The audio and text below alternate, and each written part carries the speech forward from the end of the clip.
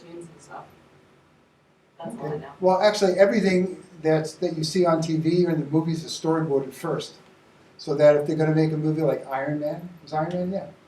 They would storyboard that. They'd have maybe 100 storyboards. And each board would be like a scene or something that's going to happen. So the very first one would be the title. And you'd have what would be up here. That's not too bad. I can do that. You can do that, right? You can do that. Like a title and a picture.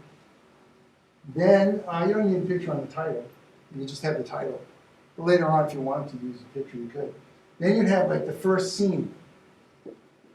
So what picture is going to be on here, or what graphics, what movie, and then what's the narration that you're going to say.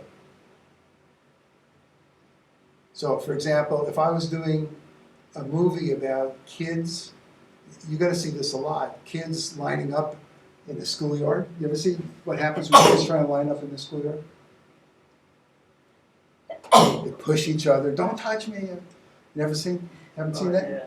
They don't get in the right spot. Sorry? They don't get in the right spot. They get in trouble, yeah. So the first scene could be on the playground.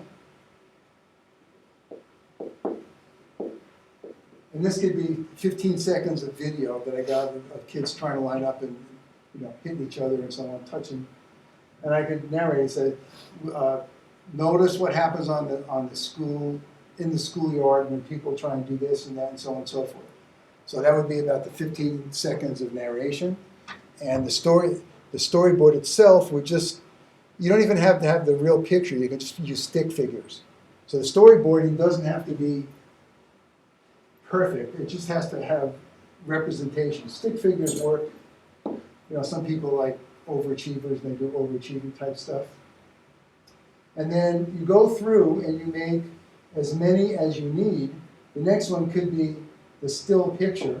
You mentioned the still picture. And you can have, maybe it could be the school or something, or the schoolyard, and you can say the 15 seconds of what you're going to say. And you just write it down what that would be. Does that make sense? And for the entire minute or 2 minutes, whatever you're going to do, like your linguistics, you kind of plan it out, what you would say and what's going to be on the screen.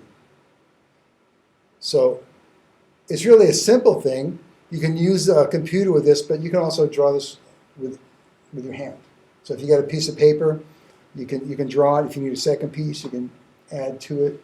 So you have page 1, page 2, and so on. You can put them together. Because eventually, if you have like 4 or 5 pages, you should be able to hang it on the wall and see the progression of how the video will go.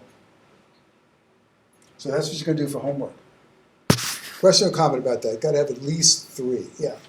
Do you want us to write the storyboards down on these notebook paper and bring it to class? Notebook paper or any kind of, you don't need line paper, but just regular paper.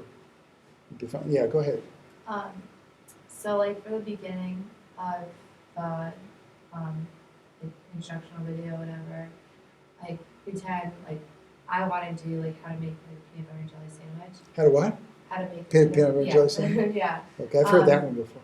Would it be weird in the beginning to be oh, this is an instructional video? No. Okay. Yeah, you wouldn't say that. You'd say, I'm hungry, or I want to make. Or a good way to do these things, my way of thinking is, as much as you can, try and do a story. You don't have to, but it's always a good technique. So instead of, this is how you make the instructional, or this is how you make the peanut butter and jelly, it could be, here's a girl, and she wants to make her own sandwich for the first time, and her mom says, well, do you know how to make a peanut butter and jelly sandwich? Then she says, yeah, this is what I do, what I do, what I do. Then at the end, she brings it to school, she eats it, she's satisfied. So instead of just going, this is how you do this and that, try and put it in a framework that kind of gives it a little panache. Now sometimes you can't do that, but if you always try and think in terms of how you would hook people with it, that's useful. So try something like that if you're going to do peanut butter and jelly. 3 bears want to make peanut butter and jelly, but too big, too small, just right. What was the too big? You know, maybe too much peanut butter. Crunchy or plain? What? Crunchy or plain? Crunchy, definitely. Good. Anybody else? All crunchy, right? No. You're plain? Yeah. Did you have braces? Yeah. That's why. Well, people with braces.